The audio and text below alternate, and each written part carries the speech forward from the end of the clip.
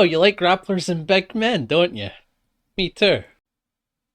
Let's not make this awkward. You want to know the ones that really stand out, as most of them are big bodies that just want to get in and are super slow, but once they're in they do high damage. Getting there tends to be the puzzle that developers are given and how to make the grapplers unique and truly innovate into making them stand out. But designing that puzzle for getting in can make a beautiful grappler that is well known for their toolkit for the rest of the time. This video will cover 10 grapplers, but in no particular order. There isn't going to be top 1, top 10. I just want to showcase you 10 different designs that I genuinely love. And I don't claim to know every grappler, so don't be mad if I don't know the one that you thought was creative or interesting. Let's get into it. The grapplers that innovated the archetype. First one we gotta get off the table immediately is Beowulf. Beowulf is one of the stands out when it comes to the not so big body grapplers, but kind of like a medium body type. What makes him interesting is that he doesn't have a traditional command grab. It's his throw that's unique.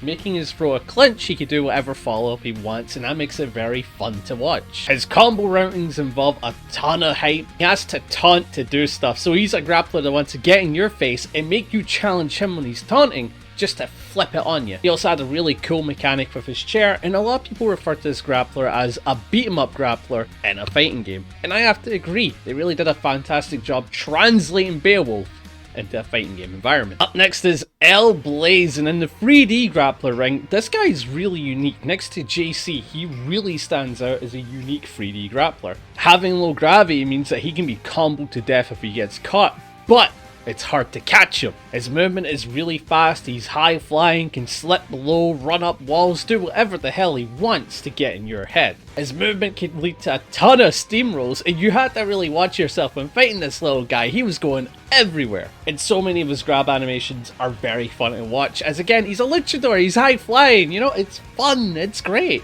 Designed to be hard to catch, and if he catches you, you gotta be on your toes and call him out. Anakaris, now he's a very odd grappler, because a lot of people look at him and think more of a zoner, but he's actually a weird hybrid of the both. He's got long ass normals and floaty movement like Dowsum, and even got the fireballs to go with it, but the difference is, he has a command grab that was made for catching you on your landings. And with the far reach, he can be very safe to throw out there a lot of the time, and when Anakaris has got good, they were able to mix up their strike throw game plan and zoning on a low tier big body with no armor, just floaty movement. It was so cool to watch. He's a very unique character for sure. Personally, one of my favorites when it comes to Darkstalkers. If there's ever a remake or a future or something where Darkstalkers involved, I need him. Solomon Grundy, born on a Monday.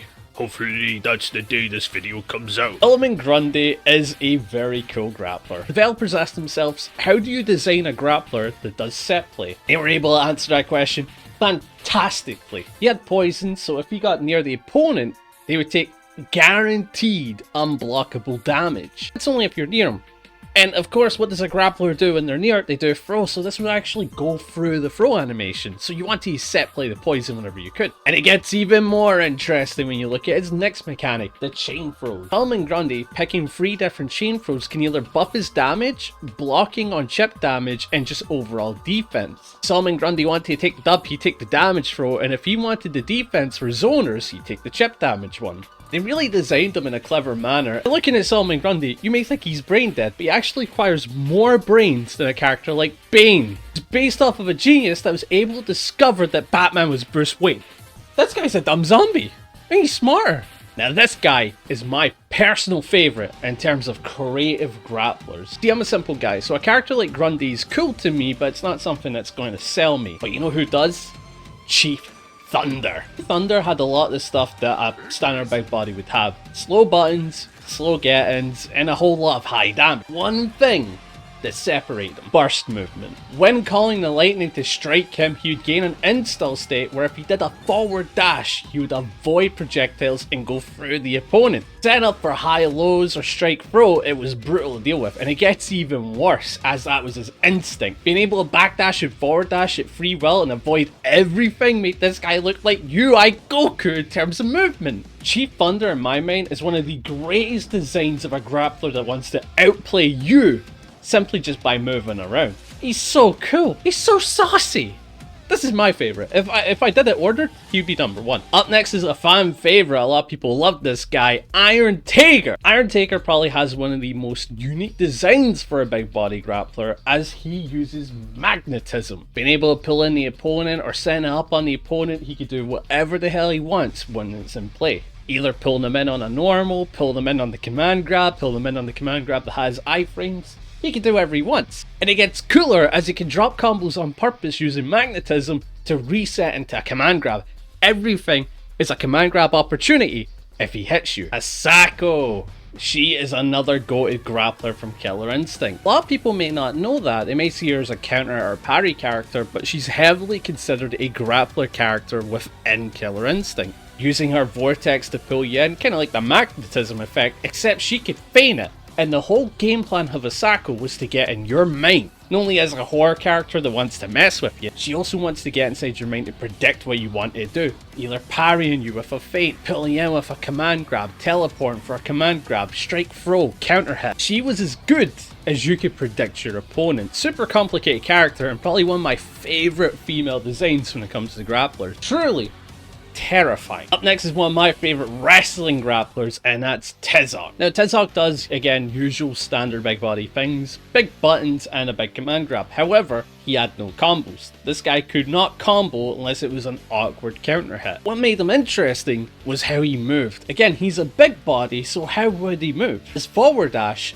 avoids lows, and his forward feint makes him duck highs. If Tizoc's got good enough, they would use the constant feinting and forward dashing to avoid pokes to get in to set up the strike throw. Tizoc was a cool character because he required you to get good at feints, getting in, and kind of burst movement to get by the opponent's attacks. Honestly, this takes way more skill than something than using armor, or maybe even using Chief Thunder's invulnerable forward dash. It was a very skillful grappler that took a ton of time to get used to it, but once you got it down, you could almost finesse the opponent. Too bad he was buggy and low tier. Now we head to MVC2, and I'm gonna look at Zangief. I know what you're thinking. Zangief? Zangief. He's the bread and butter of grapplers. This is the white bread of grapplers. And I want you to calm your rage, but there's something that makes him super unique in this game. Usually when I look at armor, I see it as the easy answer to give a grappler. I find it very boring when that is done. In Zangief's case, they made it cool. Spending 1 bar a meter would activate Iron Gief, where he becomes his mech form. And in this form, you can't combo him whatsoever, and you can't throw him. So the entire time, he can walk you down, go for the projectiles and not give a damn. He's tanky, he's strong, he does not get opened up easily. He still does his standard strike throw game plan, but being able to just walk forward or jump and avoid attacks and just being super tanky is a fun power fantasy for sure. I'd like to see more installs like this because it's fun, it's different. Finally, a grappler that I haven't covered is Hakan. This is a character that's been asked multiple times for a grab, and he will eventually get one. It's just his visual design doesn't appeal to me. Hakan uses oil to make his moves slippery. Being able to move forward and back or even gain momentum on it, kind of like a Kara dash, you can kind of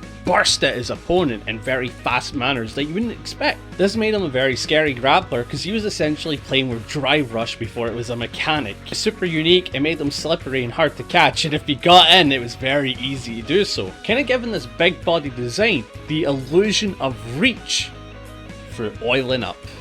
So weird though. Hope you enjoyed today's video as we looked at grapplers from all across every fighting game that I could possibly think of. I know I picked 2 from the same game, which you could consider cheating, but Killer Instinct is that good of a game, I was tempted to put Ram in here. So don't even try me! But again, this is my personal opinion. If there's more creative grapplers, tell me about them. I'd love to see them. And again, I am still working on the Grab series, so I recommend watching it. It goes over all these grapplers that I talked about, besides Hakan. I wouldn't mind doing more 10 lists, for example, 10 grapplers that ruined the fighting games that they were in, or 10 grapplers that were just awful to play. I wouldn't mind that. That sounds like a fun time. But if you enjoyed today's video, be sure to like, sub, hype, and tell me who is your favorite grappler for being creative. Not just like, oh, I like playing them. You go like, damn, that's different. And thanks to the members as always. And again, 6k at Creator Program for ArcSys. Oh my goodness. And I'll catch you guys in the next one.